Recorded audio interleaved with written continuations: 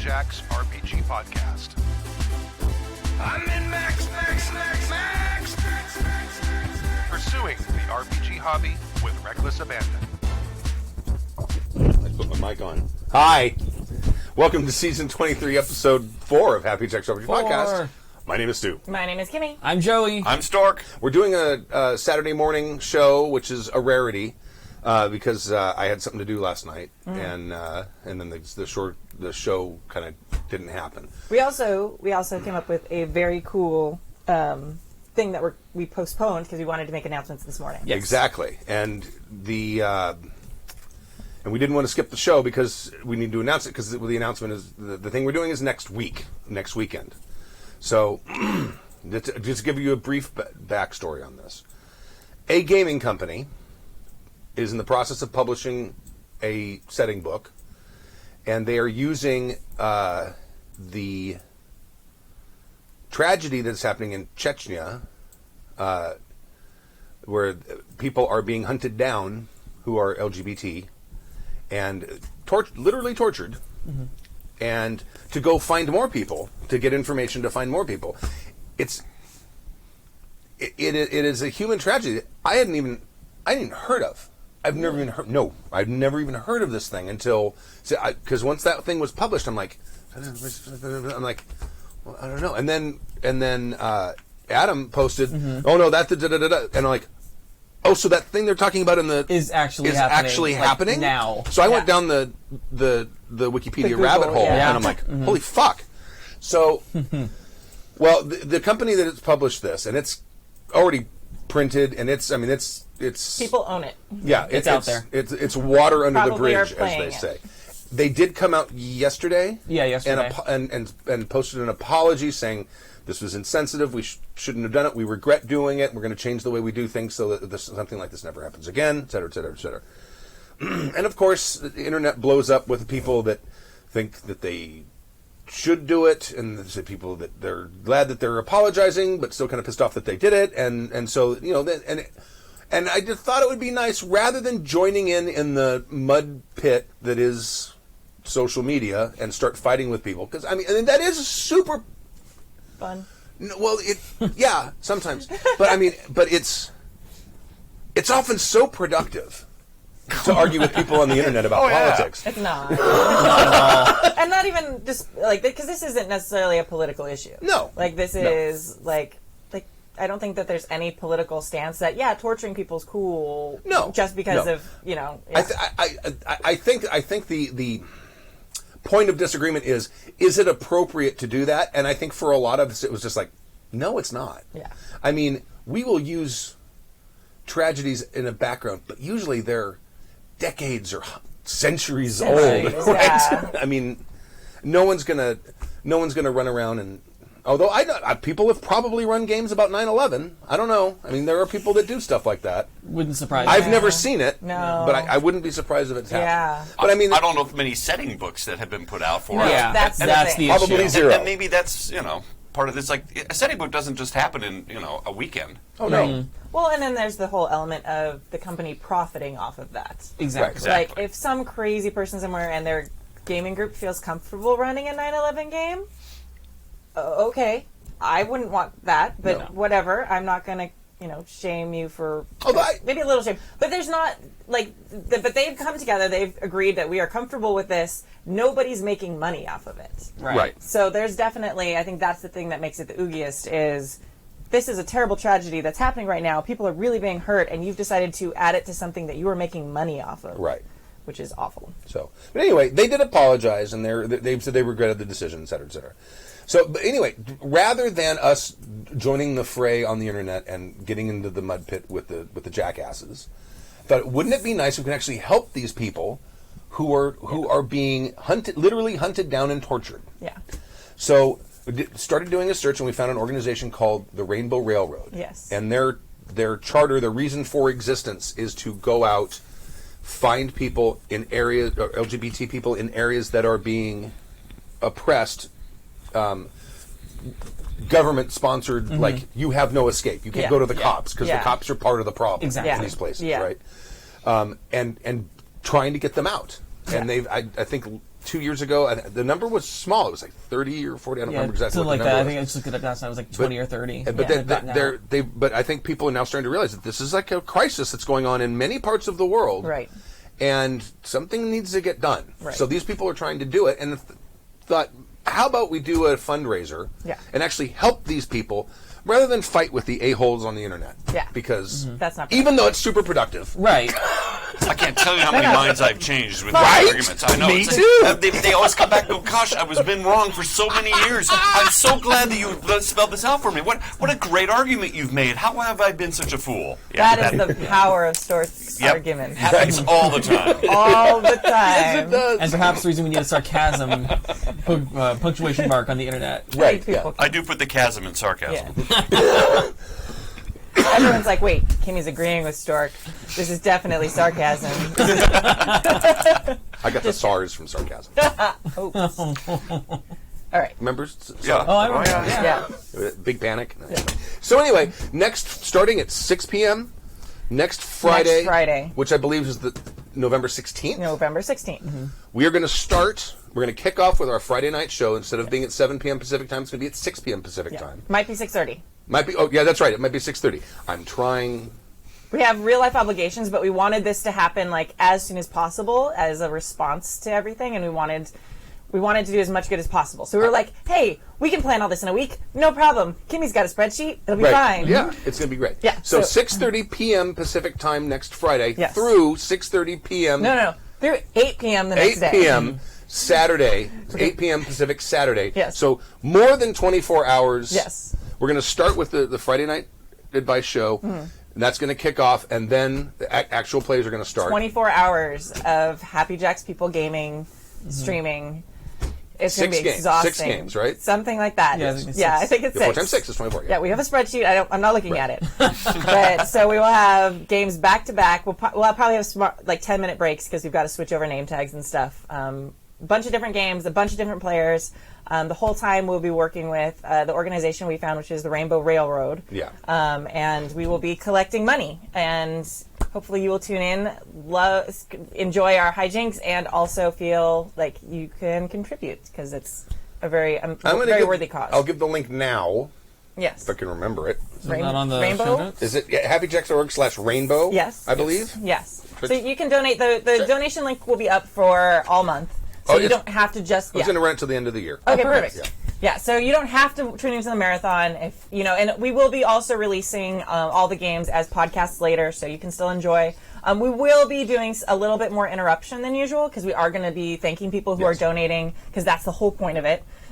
So we are going to be doing more interaction like that, and so be prepared for that. But again, it's just for this special event. We will also be super fucking tired. There probably will be some drunk moments. It's going to be crazy. It's going to be amazing. I cannot wait. And I'm going to go buy a coffee maker because I don't own one. Oh yeah. So we're going to have there'll be drunk and buzzed people Yes. at the same time. Absolutely. It'll be amazing. So business as usual. Yeah. For some, yes. But yeah, so we have games starting. We've got the 6:30 to 8 is the podcast. Then we've got 8 to midnight. Then we've got midnight to 4. Then we've got 4 to 8. Then we've got 8 to noon. And then noon to 4. And then 4 to 8. Right. Oh, God. Wow. Yeah. And I'm prepping a GURPS game. I will be running a GURPS game. Yeah. As soon as we get all the GMs and players locked in, because literally we've been planning this for about 24 hours at this point. Right. So we don't have all that planned yet. We'll be releasing that. We also are going to have some special Happy Jacks merchandise that we are not making profit off of, but you can, it'll be for cost that you get, and it'll be very rainbowy and supportive and very cool. Again, we've only been doing this for 24 hours, so our designer's working on that right now. And just so you know, we're doing this through a company called GiveMN.org, Right. which had another name. And when we did 3 or 4 podcasts, each picked a charity. Yeah. And then we did sort of a competition fundraiser to see who could raise the most money. We won both years. But Did we? yeah, Oh, I think so. That's I think great. so. I don't think I knew that. Well, I don't think Fear the Boot was playing. Fear the Boot was playing, we wouldn't know why. But anyway, we used that. I had to go back and find it because I couldn't remember the name of the site. But it has since changed names, but it's the same site. Yeah, we will not be receiving any of the money. The money handling it at all. Yeah, No. the money goes straight to this organization through this hub. We don't touch it. So yeah, and we'll be posting links and all that stuff. We don't touch it. We don't roll around in We it. don't. Nothing. Oddly specific. Oh God, I have the mental image. Why did you say it? God. That's just for you, Kenny. That's a little Saturday morning It's best to gift do for you. it with pennies because then they stick. Remind me not to borrow any cash from you ever. All right. So Oh, good. anyway, we'll be posting links to all this so you can look at it, make sure that you trust it, and hopefully feel that you want to support this amazing, amazing event and this amazing organization that does such great work. Yeah. And there you go. There you go. Thank you very much. And now we'll get on to the show. We have a In show. this episode, Oh, I do have one question, though, actually. Through the course of the week, since this is still a thing that's happening, is there a place that people can go and check on progress and check on when the games are going to get listed and all of that? Or is that just going to happen it'll be at on Friday? happyjacks.org. Yeah, Okay. we'll post it on there, and it'll be on the social medias. We'll post it. It will be everywhere as soon as I know what it is. There you go. Right. Okay. Because you have the game schedule filled out yet? You just got to get players? Or I is that have. where you're at that stage yet? I have the GMs who volunteered. They're still figuring out what they're going to be running. Okay. And we're right now just collecting who can play what and when. Okay.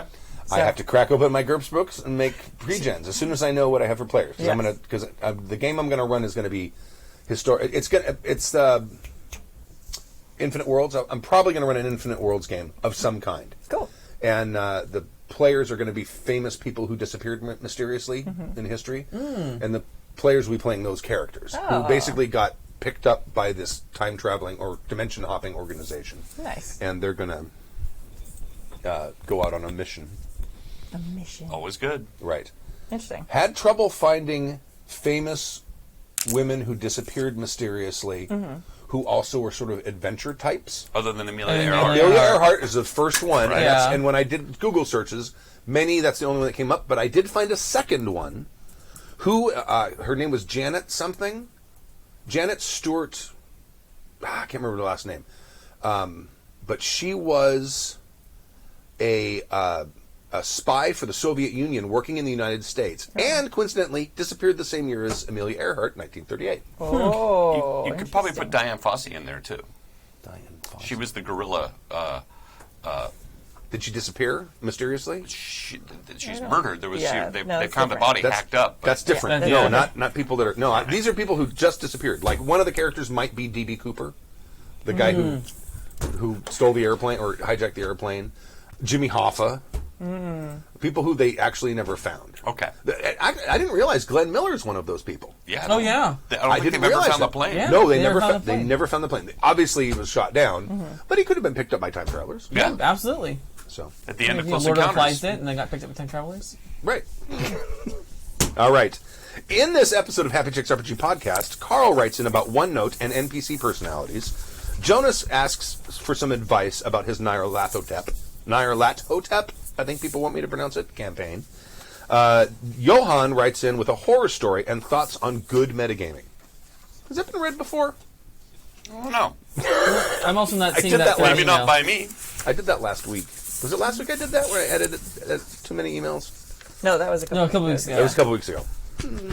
All right. I'm also not seeing that third email in this. But- Nope, I'm not either.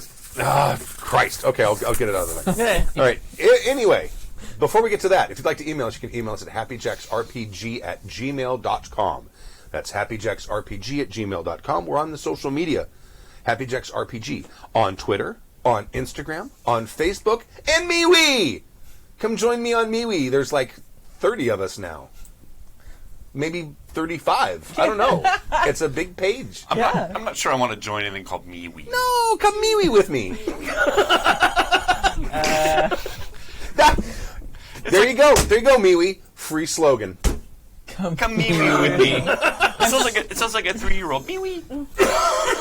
Yeah, it's like I have to go to the bathroom. Yeah, Exactly, a 3-year-old. I have to go to the bathroom. Me. Now, I but did it. you'll remember it. Good job using the potty. Exactly. So, thank you, Kimmy. You're right. Oh God. I'm not drunk enough for this. No, it's too early. Way too early. Why are we doing this? If you'd like to watch the show live, we stream the show live every Friday night at 7 p.m. Pacific time, except it'll be at 6:30 next week, which probably means 7. Because that's how that thing works. If you'd like to watch us live and watch our marathon telethon gaming session, Nobody telethons anymore. we can call it a telethon. Like Nobody yes, people calls do. in. Chabad still has the L'chaim de Life telethon. They still do it. Okay. L'chaim Cool. de Life. You've never seen that? No, I've never seen it. That's the best telethon on the planet. And when you watched it in the 80s, because I don't know what the Chabad is. It's some sort of Hasidic organization. Mm-hmm. So it's these guys with the big beards and the pious and the big hats, and they're all wearing suits because they dress fairly formally, and they're raising money for their organization, which does community things. I have no idea what it does. But I used to watch it because every so often Bob Dylan would show up and do a couple songs. Because Bob Dylan supported the organization. So in like the 80s, you'd watch it and all of a sudden, there's Bob Dylan doing a song. And it's in Yiddish and I don't understand it. So, but that's what they used to do the tote. They said, show the tote! And then there'd be this big board where they'd put how much money they'd raised so far. And of course, since they were very conservative Jews, they had 2 stages. One for men and one for women. Because women and men aren't allowed to appear on stage at the same time or on the same stage. So yeah, it was interesting, but I think it's still happening. I think it's still a thing. Okay. They have a center just over here on Walnut. I've seen banners and stuff occasionally throughout the, but I didn't realize. How do they televise it? I have no idea. I wouldn't even know where to look for it. Yeah. I haven't watched actual over-the-air broadcast television in 20 years. a long time. Yeah. When my cable went down was the last time I watched it. Anyway, so if you want to watch us live stream, also when we do the thing next week, happyjacks.org/live, and that will take you to all the places where you can watch it on Twitch, on the YouTube, and all that stuff. So that's that. First email. All right. OneNote and NPC personalities from Carl. I really enjoyed the recent episode 2 of season 23. Those were good times. I use OneNote. So long ago. Wax nostalgic. I use OneNote as well, and it is amazing for tracking and managing a game. I do most of my gaming online, so I can capture notes while I play without interrupting the flow of the play. Yes.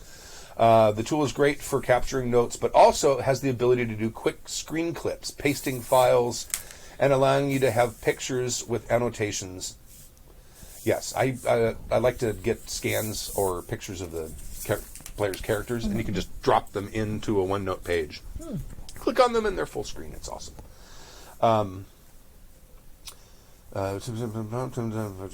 Annotations.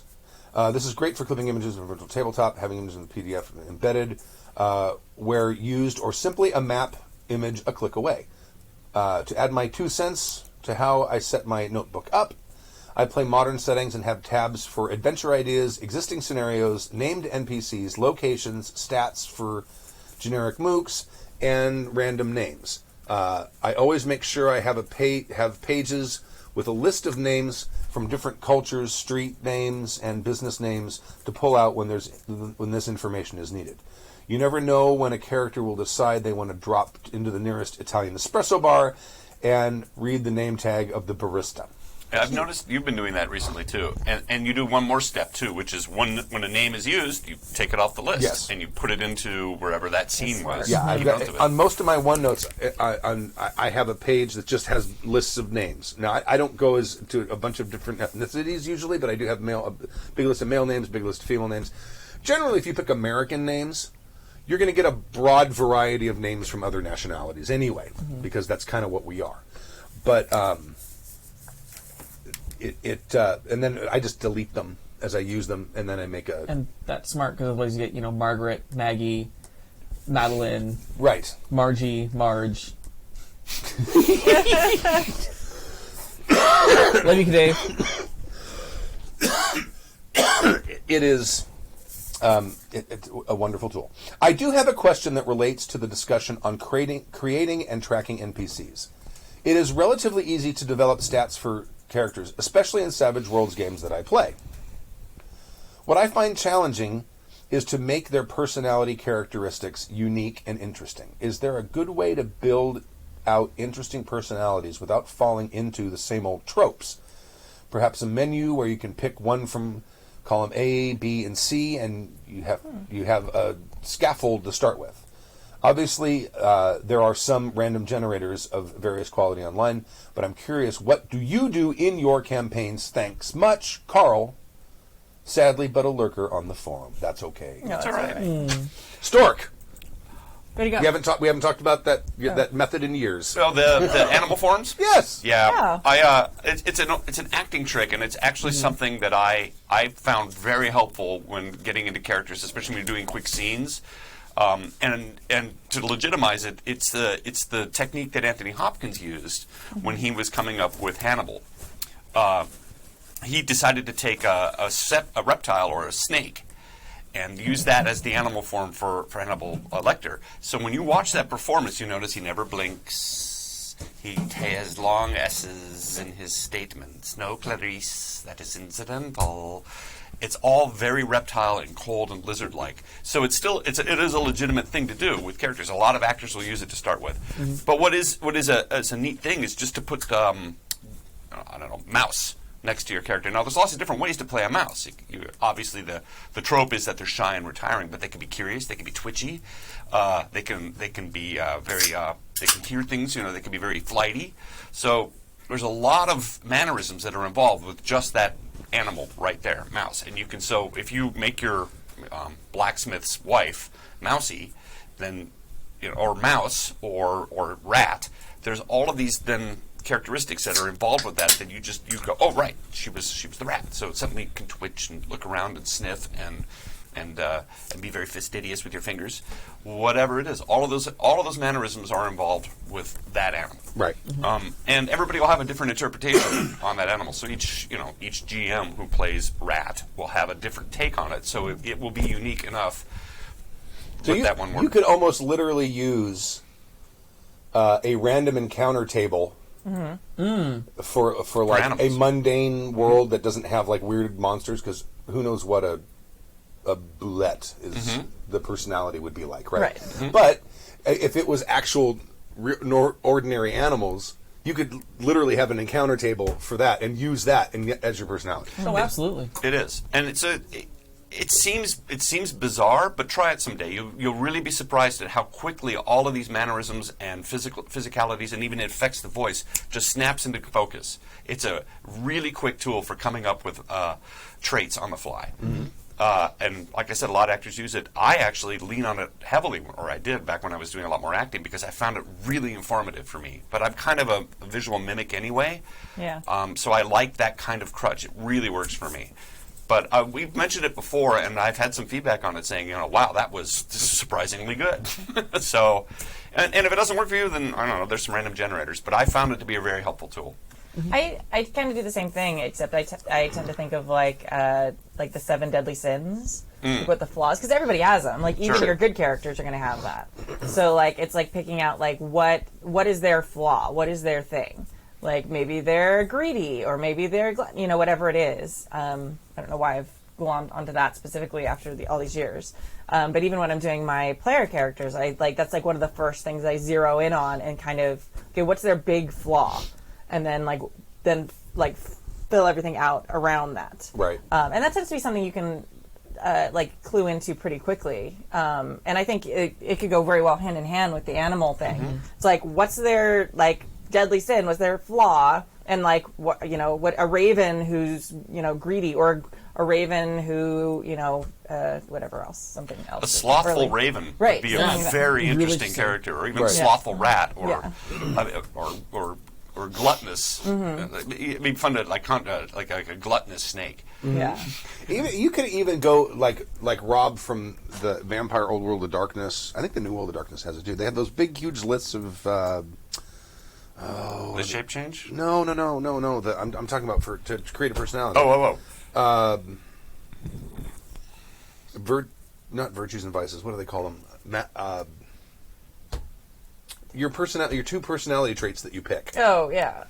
One of them is what you portray to other people, and the other one is what you really are. Yeah. Your nature and Your nature and your id demeanor. yeah, there you go. So nature is what you really are, and the demeanor is what you present to other people. Got But there's a big long list in probably every one of the old World of Darkness books that has lists of all of these traits. Some of them are positive, some of them are negative. You could just randomly pick two. that's true, and they're and create a adjectives. personality. Yeah, they're all. Yeah.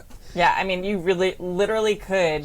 Actually, I've done that with my class. I don't know. I've never thought about doing that for gaming, but like, yeah, I actually have like a list of different adjectives, and they like pick one from one and one from the other. I guess you can very easily make it a rolling table, and they have to use them in like a sentence to describe something. Right. And so, like, it's part of like creative writing and working with adjectives and things like that. That would be super simple to make for Right. anything. Kimmy, you just solved it right there. That's it. It's just a table of simple adjectives and such. And you could. I like to borrow stuff, if it's already made, because I'm sloth is I think my favorite of the 7 deadly sins, to be honest. So if I can find a table of adjectives or a couple of tables of adjectives online, I'll use that. Well, you have to look online. A lot of games right now are doing That's that. true. You look at Fantasy Flight Star Wars, they have the virtues and vices, basically. I forget what they're called, basically virtues and vices you pick for your character, your strengths and your weaknesses.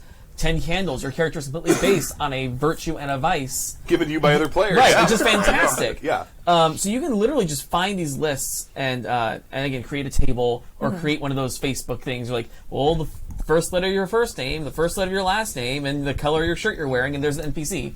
Another thing that you mentioned in your email is wanting to shy away from tropes. I don't know why you would want to. Yeah. Like, why? They're handy. Yeah. They're like, very helpful. in my Masks game, I had to come up with a bunch of high school kids. Like, okay, great. What are the high school cliques? I named this name. Okay, who are they? Oh, they're a cheerleader. Okay, they're in that group.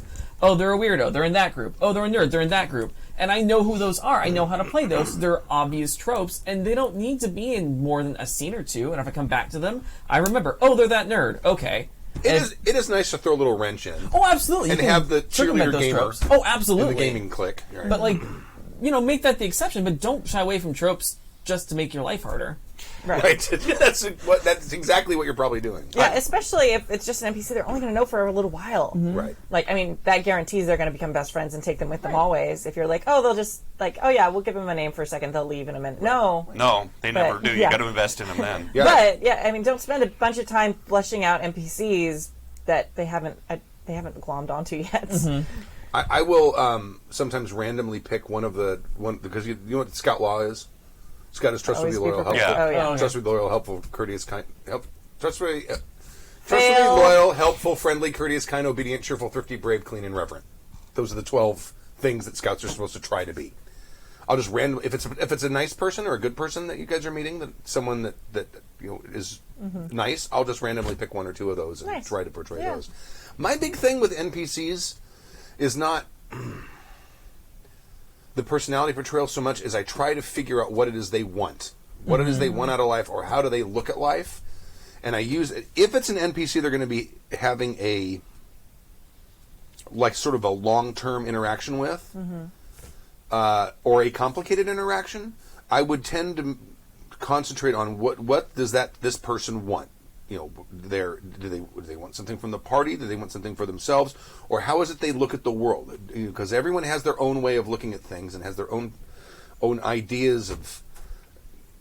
Just as you go through life, certain things pop out in your brain and they shape who you are. And Right. that, to me, if it's a long-term character where there's going to be a lot of interaction and it's a lot of stuff that you can't anticipate, knowing that stuff makes it a lot easier to figure out how they're going to react to things that you come up that you're not anticipating. Right. So if players decide to go out and do, you decide, I'm going to make this character, and this guy's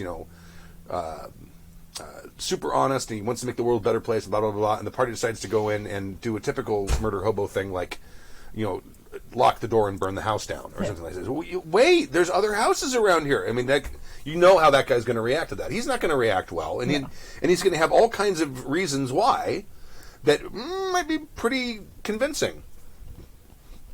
But to me, that helps create characters with a lot of depth, because it makes them more real, I think. Yeah, And it makes it easier for you. And you're giving them actual motivations then at that Yes. point too. I think the real trick is to keeping track of these things is to keep these adjectives and things short and simple. And then I was going to ask you a question about, because I haven't run a campaign in the longest of times, but do you find your NPCs start to gain a better personality as you play them more and more, Yes, and you absolutely. start adding to them? Yes. So you start out sort of simple, broad strokes with a personality type, and then they become more complicated, almost like you do when you start playing a game. Right. I saw a cartoon, maybe they posted it on the forums, which is, the beginning of the adventure, and somebody makes this throwaway character who's a jester. And then at the end of the adventure, he's like, he's holding up the guy. You guys go on without me. He's like, I've always loved you, because the character has changed through the course of the campaign, where it started out as a joke, and then he actually invested. So, first of all, you never know what NPC is going to become important, what isn't going to become important, and so I think you should invest a little bit at the start of every one of these things and keep it short, and then.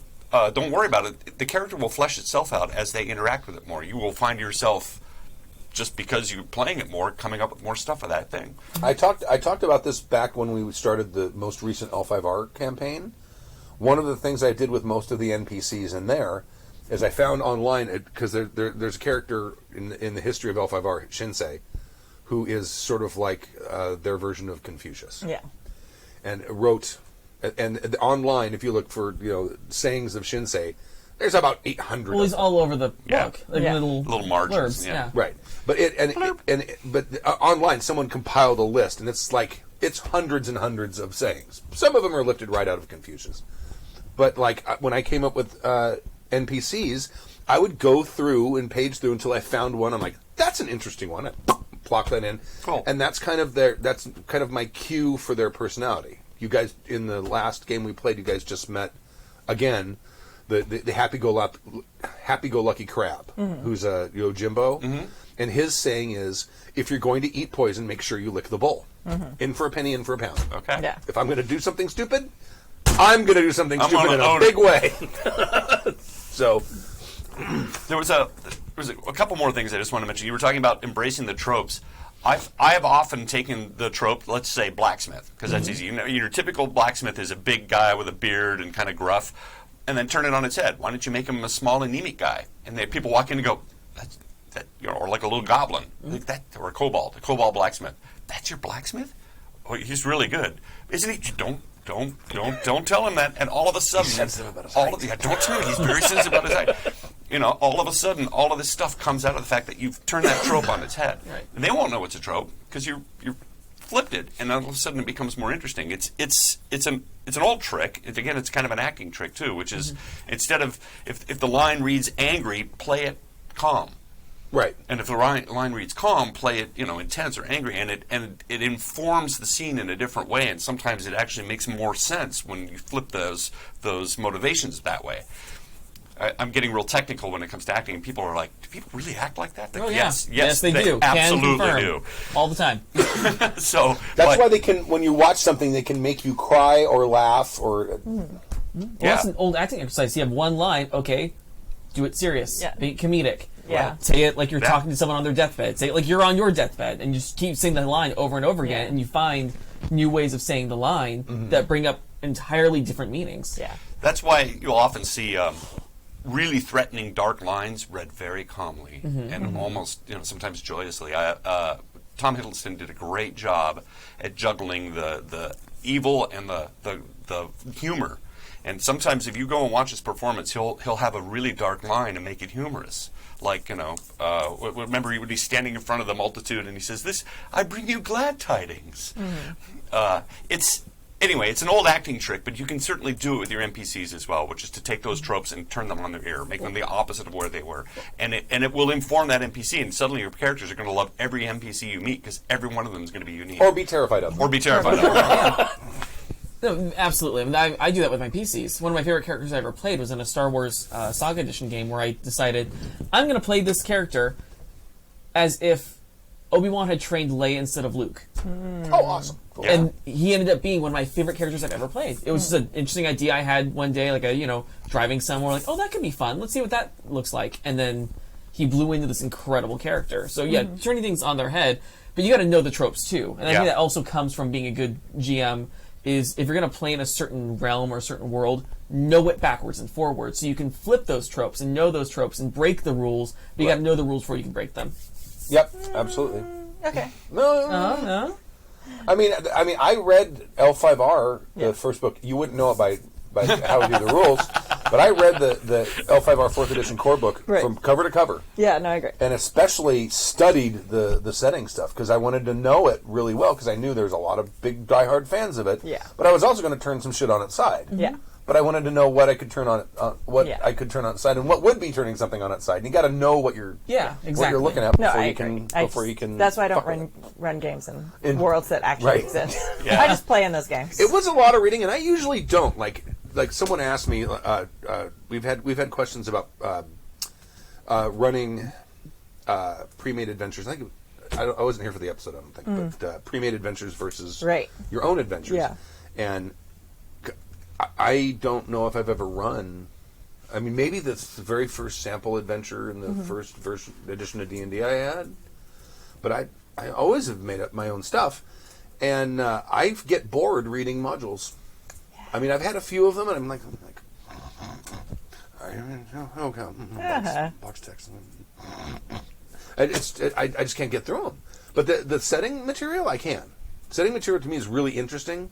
Because it's world building. Yeah, but it's not like procedural, which is what most modules are. They are. It's in, not a in this sterile. room, there is. Yeah. I like to read modules just to take ideas for traps and fully fleshed out NPCs and loot hordes. Because remember back in the day, they would go into a room or defeat something, and then all right, what do we get? Oh God. So it's always nice to just, instead of spending 10 minutes rolling up randomly on the table, it's like, here's a stash. Right. Here's another stash. This is way back in the day. I don't think that people necessarily game that way anymore. No, they did in 4th edition. Okay. And they might still in 5th. I don't know. It might still be a thing. I mean, people like taking stuff. Oh no, but like in 4th edition, there was literally a chart where it's like, I know. okay, so you succeeded at this. Roll on this to see what you got. Like, okay, so this is literally a loot drop. Cool. I remember when I ran my 4th edition game, I'm like, okay, I'm going to come up with some really cool stuff that all the players can use. And like, okay, this scepter for this, all this stuff. And all of it was so specific in the rules. It's like almost no one could use anything that I put in the... And in 4th edition, you needed to have certain items or that did certain things in order for you to really be effective. That was part of the design assumption in Advancement, yes. It was really... Yeah, that was a big problem for, I think, a lot of people, especially us. Well, for like normal, I'm sorry, I don't mean normal, classic tabletop players, but if it's a game that you're trying to bring MMO players to the table, it worked great. Yes. Where's my just tier not 3 my armor? not my cup of tea. Did I get a tier 3 armor drop in that loot pile? No? Oh. All right, thank you, Carl, for the email. Lurker on the forum.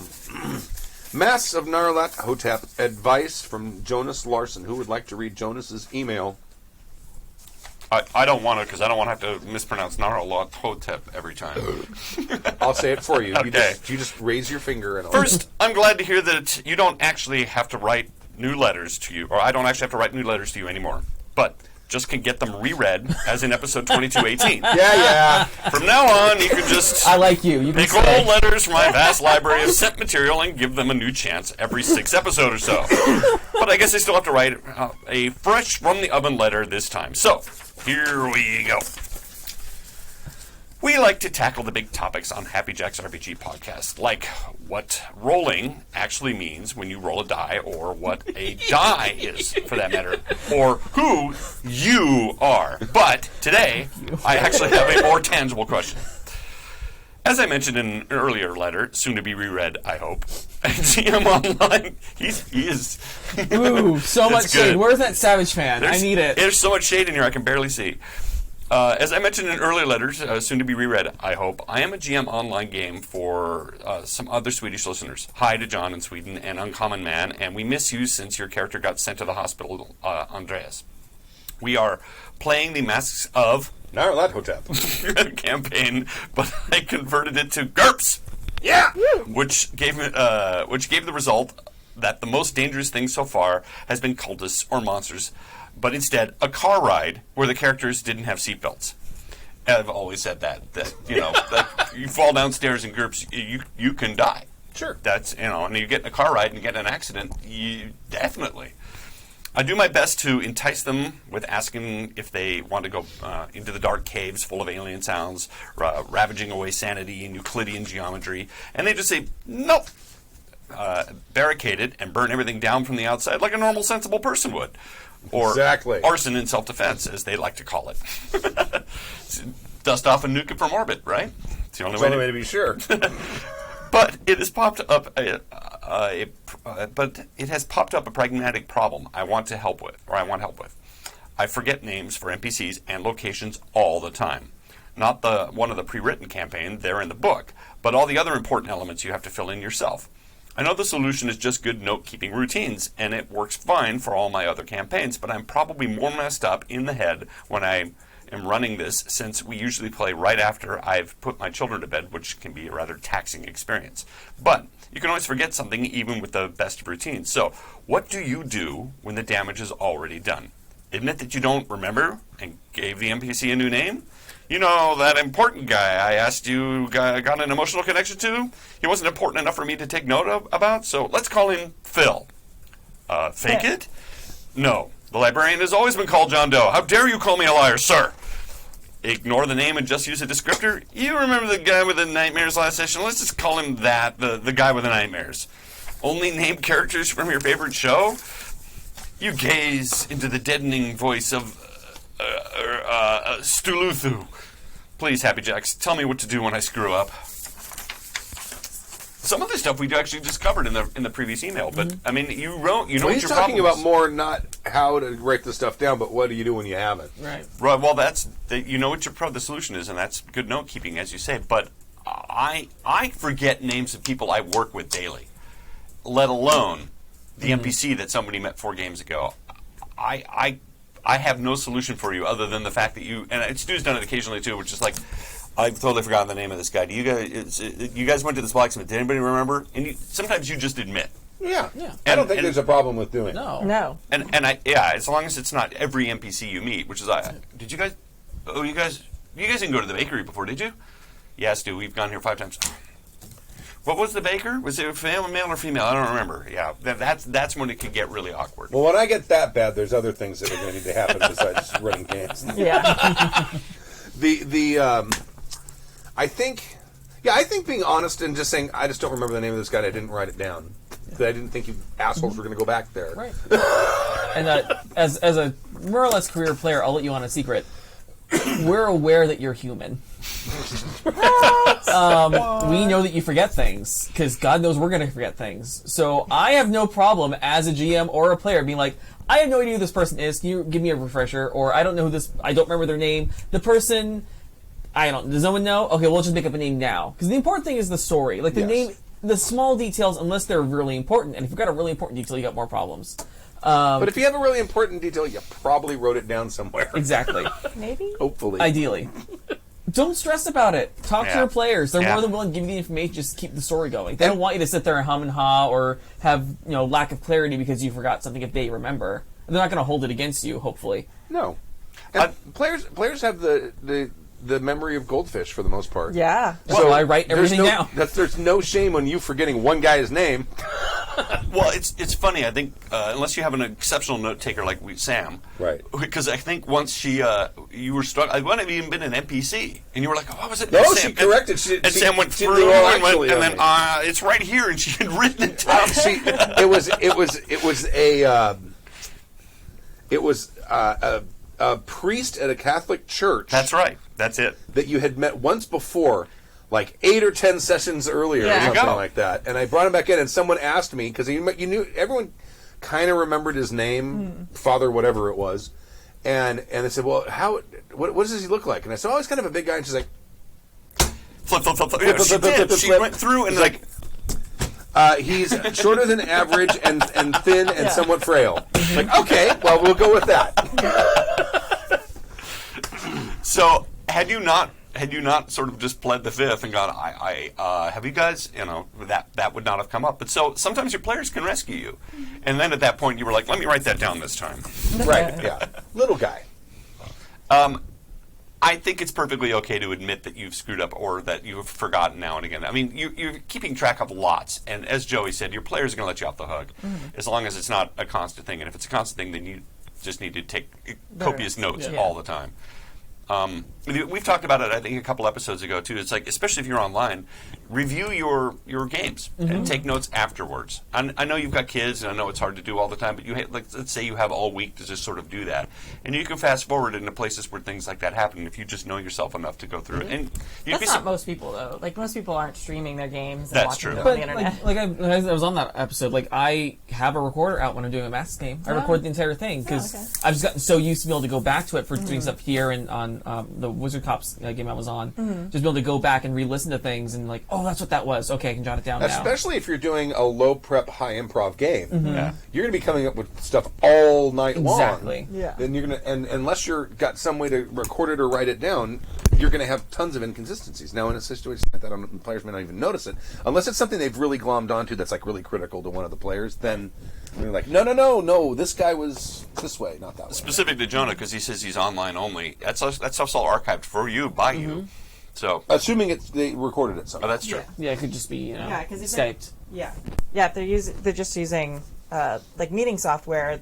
Most of them have a function like if you're using To record it. Or... Yeah, so that's always great. When I've done stuff through went blank because it's really Discord? early in the morning. Skype? No. The one I use for running our game. Never mind. Oh, I become Stu. I can't remember anything. The one thing I'm talking about. it's early.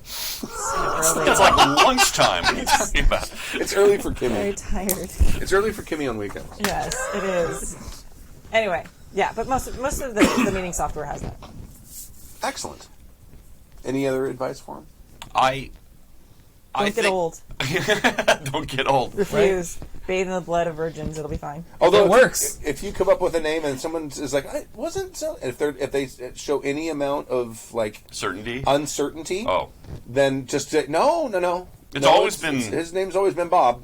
yeah. Might as well, because obviously they didn't write it down because they'd be flipping through the notes if they had. Right? To be ruthless. And that can be a tell, yeah. I think that's about all the. You had a third email that we didn't have that you wanted to look up. I slacked it to Oh, both. oh, of you. did you? Oh, Oh, that's what that ding was. Oh. I think it needs Well, I already read, so it's up to you. Oh, okay. Yeah, either one of you. I'll do it. It's a horror story All right. Oh, a horror story. I'll read that. Oh, fine. and a thought on good minigaming. Hi again. Whoop, So from Johan. from Johan. Johan. Hi again, douchebags, from Johan from Sweden, writing in. Thanks for reading my email in 2303 on the episode on the exploding dice and the ultimate case of a split party. Let me start by filling in some information I probably should have included in the original email.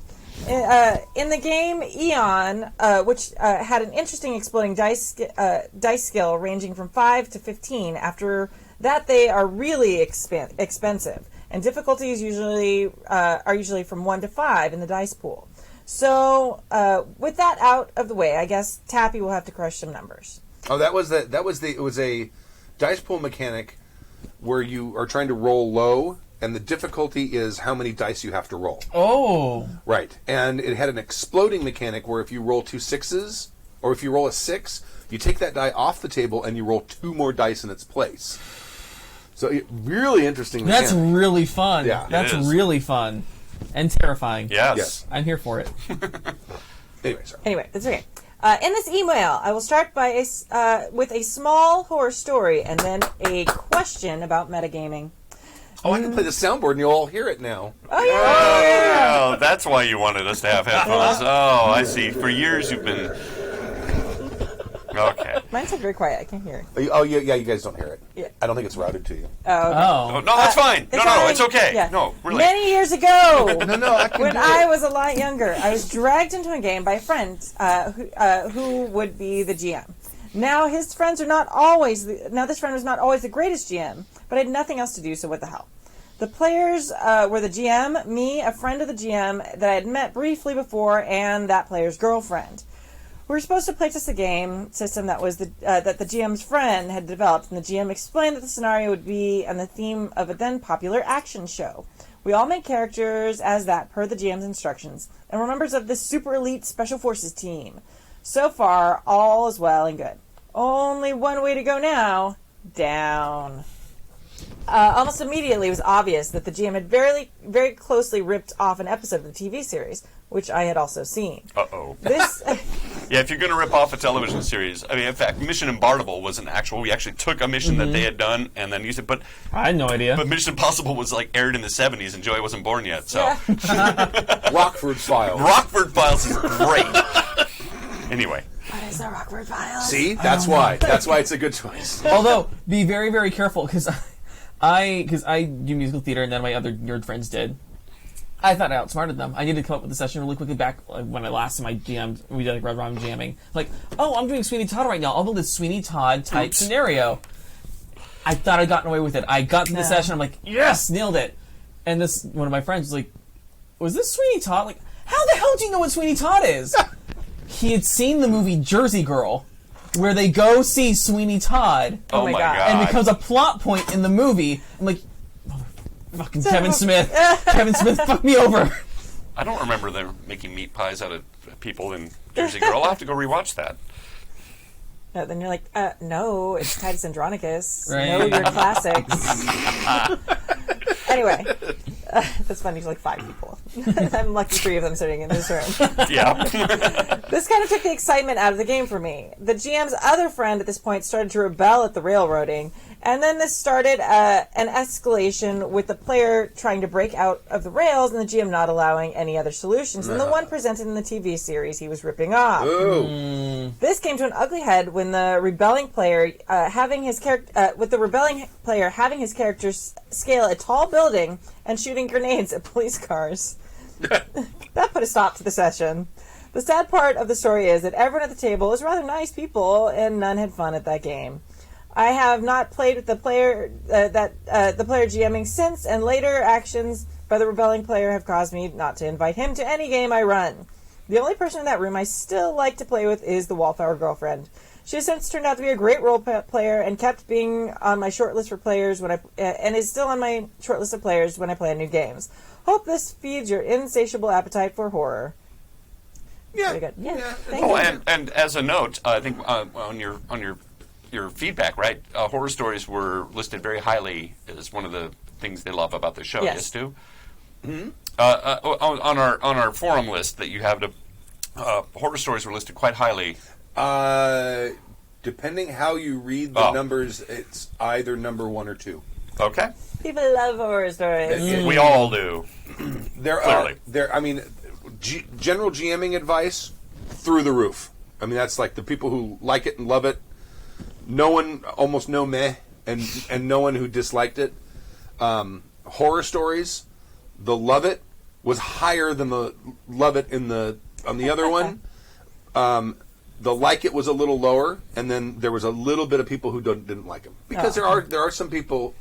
They're hard to listen to sometimes. They're like, Well, I mean, yeah, we've had the horrible ones, but even just like regular horror stories, because there's a lot of learning that can be taken from watching someone do something wrong. Oh, yeah.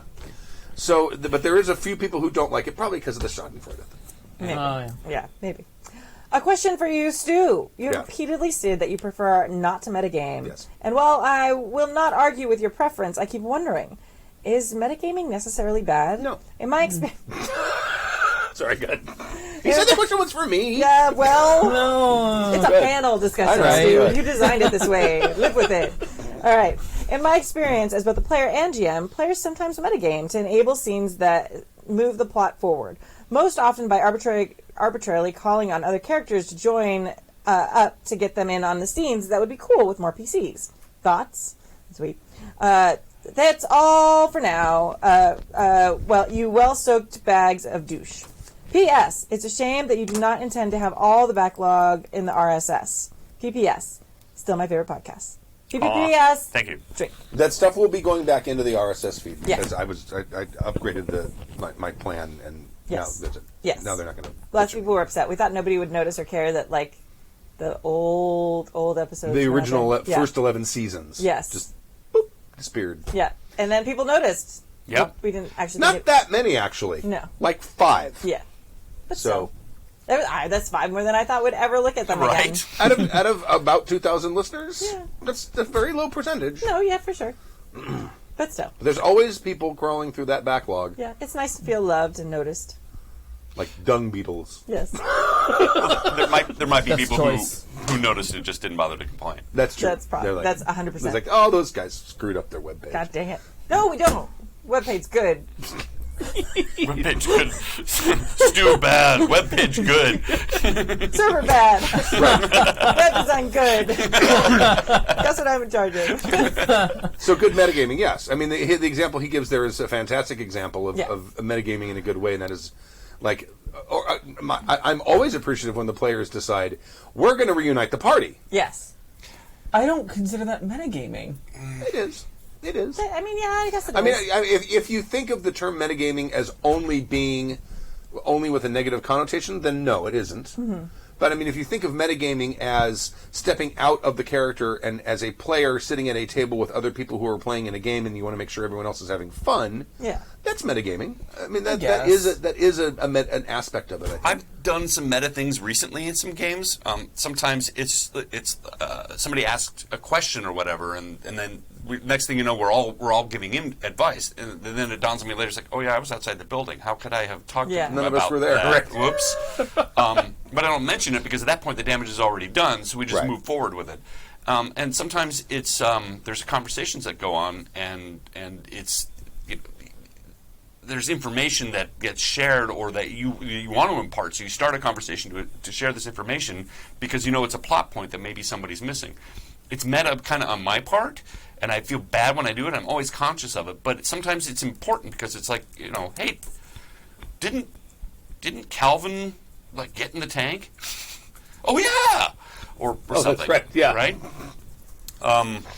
Because my inclination is to try to just sit quietly and let people play out their scene. Sure. But every once in a while I see these errors go by and I'm like, but this is really important. And I know it when I do it, and I don't feel good about it because I guess I've been trained not to metagame. But I find sometimes, yeah, it is helpful without damaging the game per se. You know what I mean? Sure. Well, and sometimes it's absolutely necessary. Like there have been times where a player's missing from a game. Right. Like, and you know they got sick or they got in a car accident at the last second, they can't show up. It's like, okay, this person's missing. Oh, we have to find them. Like, you as a player know you're not going to find that person that session because that person's not there. Right. So it's like you do have to metagame a little bit to be like, oh, we're gonna look, but I mean, like there's like a reasonable level of, hey, this is still a game. Right. Like, unless you're using Yeah. it to actually, like, I think the point where metagaming becomes problematic is when people are using it to beat like other players or the game. Like when you start gain an using, advantage. Yeah, like using for a gaming advantage. That's bullshit. If you're like, I know that the dragon has a poison attack, so I'm going to make sure that I have my anti-poison armor on that I never take anywhere with me. Yeah, But- that I've never had up until now. All of a sudden, or whatever. Or it's got a vulnerability to something, and there's no way your character would have known that. Yeah, why Yeah. would you? Yeah, you've never learned that spell ever, and you as a player know you're going to fight this dragon, but your character doesn't know that. Oh, I'm randomly learning the dragon slaying spell of Right. magic today when we're going to the bakery. Just so happens I'm going to brush up on something I've never wanted to study in my life. Exactly. Yeah, I've always considered that as metagaming. Yeah. Oh, yeah. I guess like the other thing for me, because I kind of look at playing games at the table as basically a form of collaborative storytelling. Yes. And so again, knowing tropes, knowing basic plot arcs, like I'm looking at saying, okay, well, this is what I'm trying to make a decision. This would be the most interesting plot wise. I'm going to make that decision. I wouldn't consider that metagaming. Oh, that's metagame. That's absolutely Right, metagame. but no, Yeah. but I understand based on that new definition, it Right. it would be seen that way. I guess I always assumed metagaming had such a negative connotation that I assumed all metagaming was that negative Well, connotation. I'm kind of the opposite. If I'm playing a character, I'm not thinking about the story arc in a meta sense at all. I'm just thinking about my character and what my character would do. That's the way I yeah. play. That's the way I play. No, but when I get stuck on a decision, I'll take a Right. step back. Like, okay, what's the most interesting thing? Right. What would make the most? What would lead to So the next? I'm not. story I beat? think it's perfectly valid to skew your character's decision making with a meta plot. I just don't do it. Because I like to. I'm always looking for that immersive thing where it's like I'm experiencing what my character is experiencing, so I'm not even thinking about the mental block at all. I mean, that's just it's really hard sometimes not to metagame, and I appreciate it if a GM is aware of it as well. For example, we're having a conversation about something or some information that some character had last session comes up, and then you say, well, what about the wand you got? And you go, that's you're metagaming. You don't know anything about that wand. I know you overheard us talking about it, but then you don't know that. I think that's important sometimes because sometimes the players don't remember or think about it. Like, oh, you're right. Oh, you're totally right. I wasn't there. Oh, yeah, sorry. Because it's accidental metagaming. I mean, it's real hard to forget facts, especially Right. if you're trying to forget them. Or it's sometimes it's hard to know what you know and what you don't know, and keeping them separate. Right. It's like I know that this event happened because I was sitting at the table, but it didn't happen to my character, and sometimes the lines blur. That's why I like to have private conversations with the players. Either have the players leave the room or do it through Slack, because that happens in the L5R game with Dave quite a bit. Not a super amount, but not as much as it used to. Right. But it's not that way. None of the players have to worry about whether they were there for the conversation or not, or were paying attention, or are metagaming or not metagaming. It's just not an issue. I've actually run into the people that play very meta at cons. I Oh, sure. I actually said to somebody at the table, I'm like, you weren't actually there when that happened, so don't. But at that point, they've already said it. It's almost like the lawyer trick where they say something that they know is going to get Objection, right? But now the jury's Sustained. already heard it. Disregard that information. Right. Oh, okay. I will not think about a white horse. Horse ever. Well, I think that's also on the other players. Like if someone okay, it happens to me a lot. Like especially when I'm playing with people that I don't know. Right. Maybe because I have a vagina. I don't know. But like people throw ideas out at you. Like as a player, you don't have to take an idea. Like I've had people throw great ideas at me, but I'm like, my character wouldn't think of that. Right. My character would want to do this. Or my character knows that's a smart move, but they are too brash. They're not going to wait that long. You know, things like that. That's the most common thing for my characters. So it's like, just because people say something, you as a player don't have to take it. Like, even if everyone at the table, like, fuck them. If they get mad at, well, we said that this is the best idea. I'm like, well, my character wouldn't do that. So maybe you should stop wasting your best ideas on me. Or stop obsessing on what my character's doing and you do something. Yeah. Right. Why don't you spend more time thinking about your character and how you can contribute to the situation? There you go. It is hard not to metagame, and I think in every game there's moments where that kind of stuff happens. But and I'm trying to. I really feel bad when I see it happening or when I do it myself. But it isn't necessarily a bad thing. I think it is bad if it's taken egregiously or happens all the time.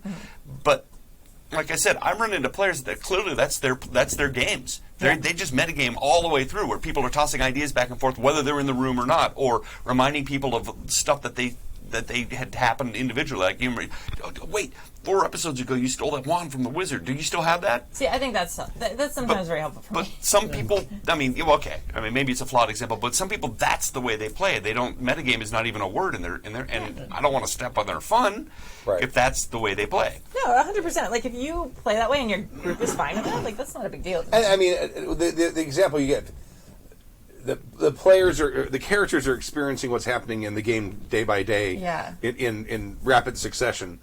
We have weeks of time between. Yeah. So, if you don't remember, I don't see that as being a problem at all. Yeah. Like if you don't remember something your character did 2 sessions ago and someone else does, Yes. whatever. Please help me. That's just. I mean, I do not remember I have the wand. I don't remember what color the wand is, or that it's there. What I didn't it even does. remember a wand. What's wand? Yeah. Well, yes, you're right. Thank you, Stork. I have a wand. Oh, Yeah, that's that word on this character sheet. It's a giant thing sticking out of my bag on my hip that I would definitely remember was there as a character. Well, I was wondering why I had a wand. I appreciate that too.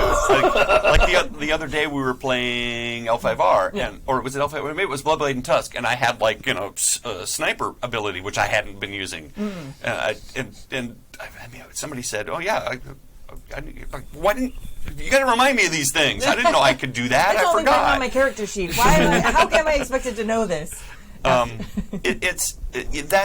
get that, and I actually like help sometimes with rules or even tactics. Sometimes it's like if you take a defensive stance. Oh, you're right. That's a thing. That's a thing that we can do. Right. Oh, there's in L5R we very often will forget that you can take stances, and they have no dramatic effect on the outcome.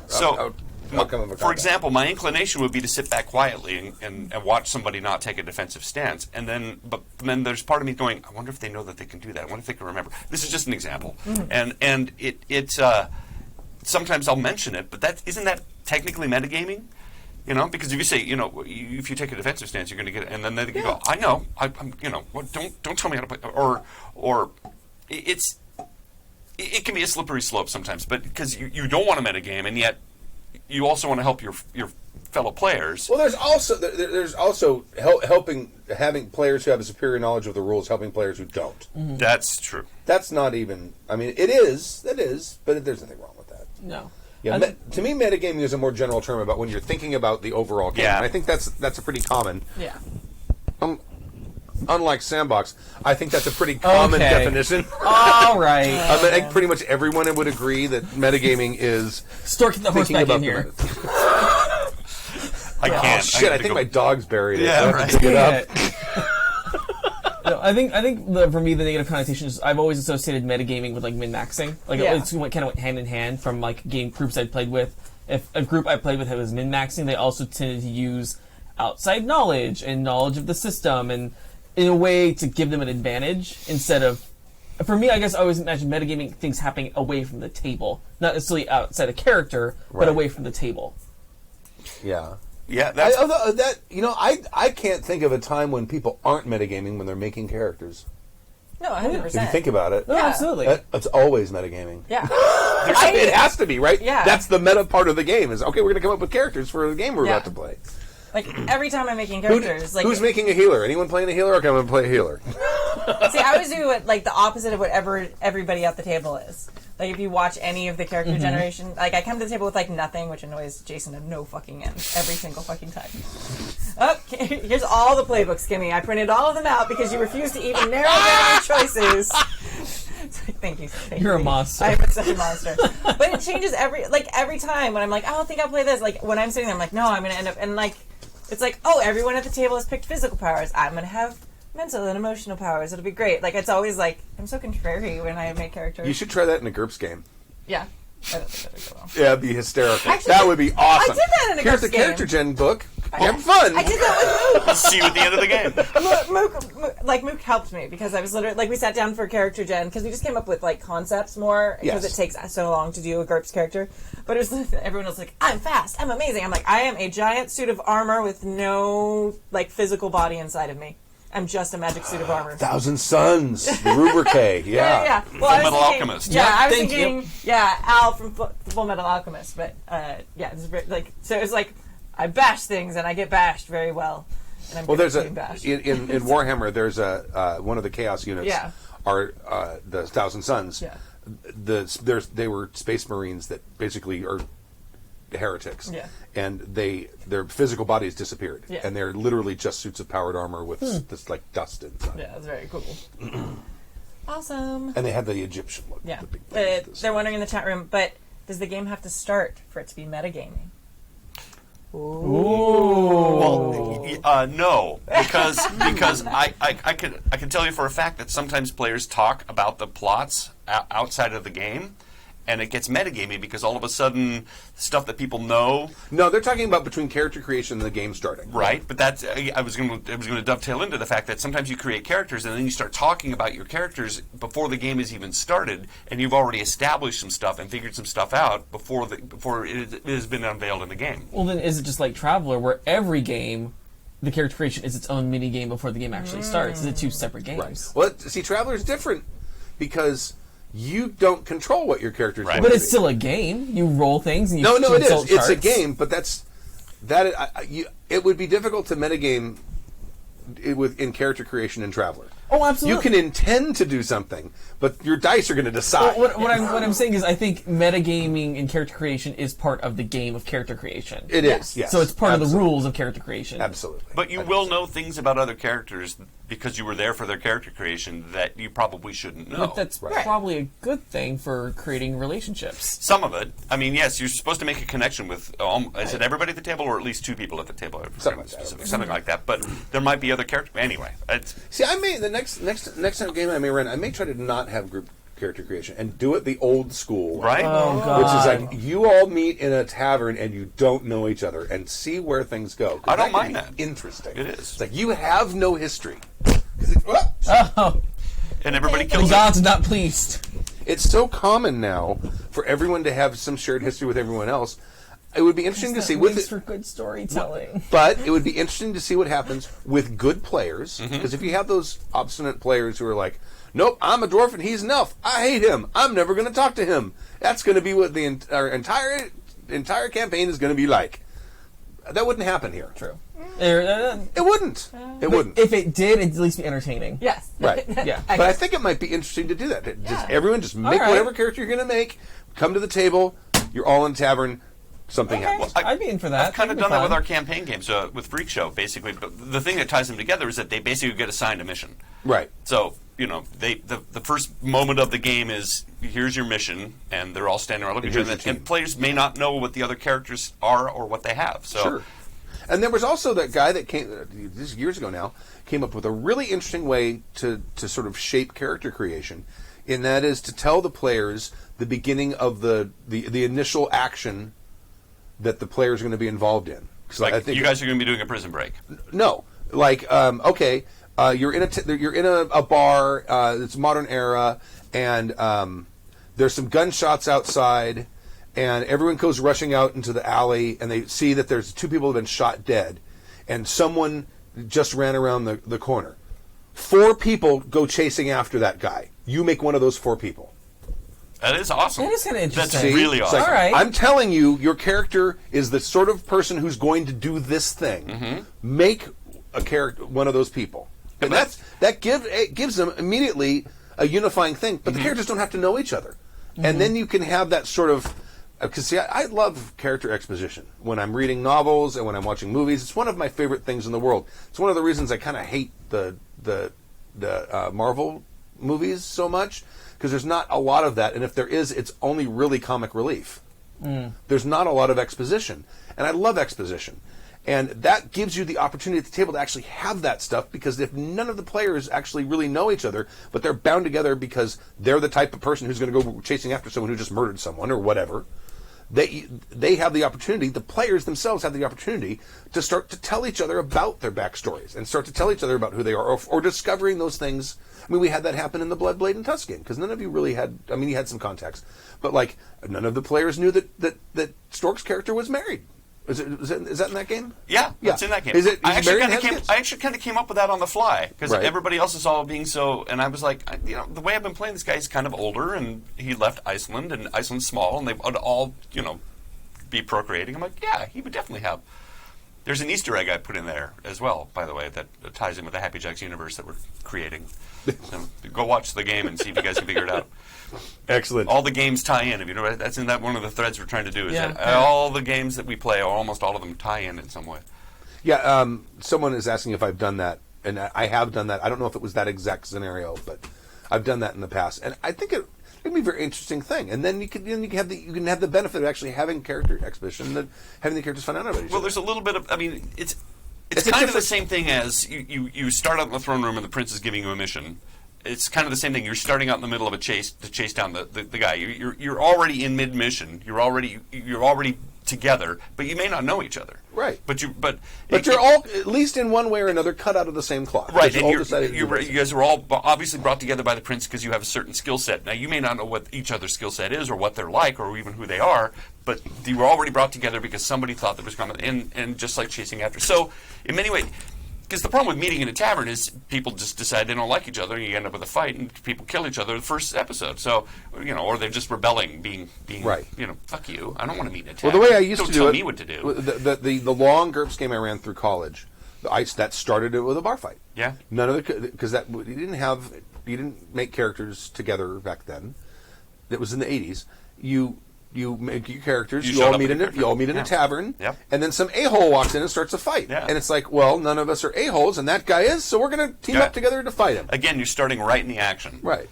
It solves that whole, all right, you walk into town, what do you want to do? And now you spend 2 sessions just getting everybody together. Right. It's not always fun.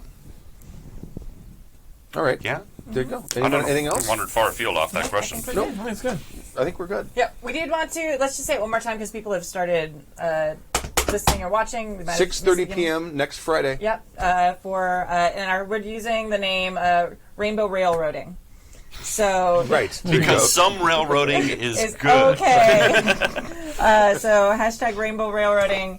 for our 24, a little more than 20, it's like 26-hour marathon stream and fundraising events to support the Rainbow Railroad charity.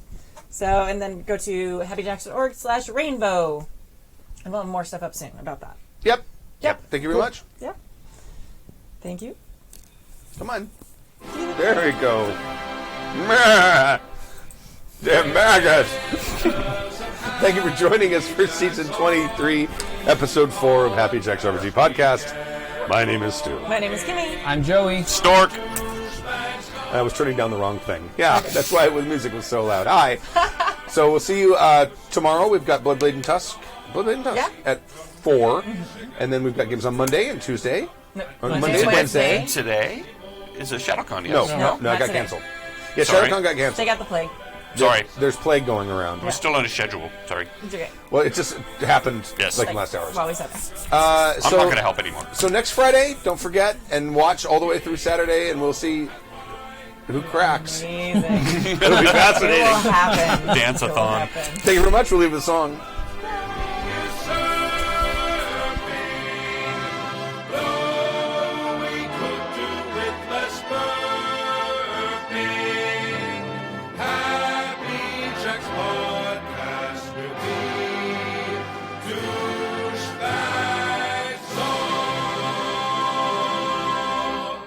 Three enterprising women with murder on their minds, a devious plan devised.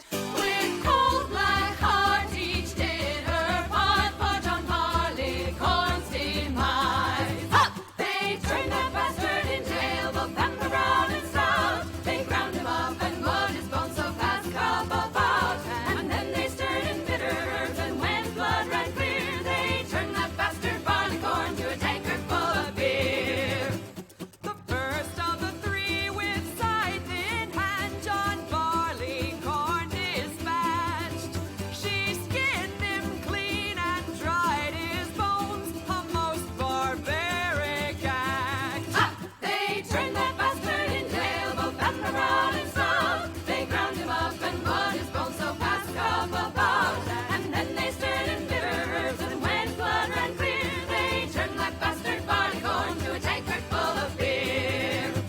The second class gathered up for John and placed him between two stones. With no remorse, she stayed her cause and ground up poor John's bones. Ha! They turned that bastard in jail, both Pepper Brown and Stout. They ground him up and would his bones so fast cup about. And then they stirred in bitter herbs, and when blood ran clear, they turned that bastard Barleycorn to a tankard full of beer. The last of the women gathered up his remains and made with them a stew. With water and herbs the pot she stirred and turned him into brew. Ha! They turned that bastard in jail, both Pepper Brown and Stout. They ground him up and would his bones so fast cup about. And then they stirred in bitter herbs, and when blood ran clear, they turned that bastard Barleycorn to a tankard full of beer. A fortnight passed for John saw his last, the women gathered again. And now this host raises cups in toast to John Barleycorn's remains. They turned that bastard in jail, both Pepper Brown and Stout. They ground him up and would his bones so fast cup about. And then they stirred in bitter herbs, and when blood ran clear, they turned that bastard Barleycorn to a tankard full of beer. They turned that bastard Barleycorn to a tankard full of beer. Ha! The preceding program has been a presentation of the Angry Folk Media Empire.